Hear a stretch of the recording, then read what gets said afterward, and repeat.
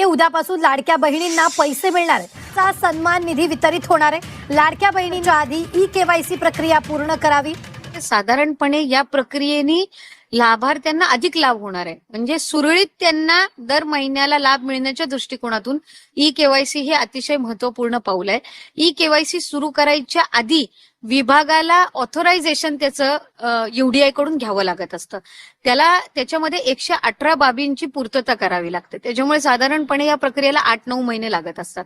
म्हणून आम्ही जी प्रक्रिया डिसेंबर-जानेवारी महिन्यामध्ये सुरू केली, 7-8 महिन्यामध्ये आम्ही त्याचे संपूर्ण जे 118 जे काही कॉम्पायलेशन आहेत, कॉम्प्लायन्स जे करावे लागतात ते आम्ही त्या ठिकाणी केले आणि मग ई-केवायसी ची प्रक्रिया सुरू केलेली आहे.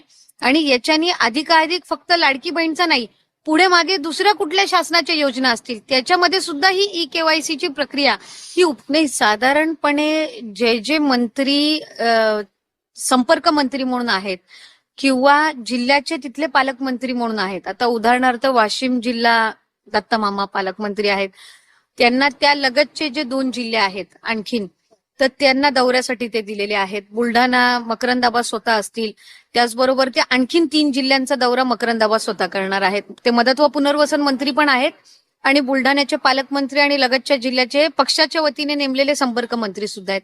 दत्तमामा अहिल्यानगर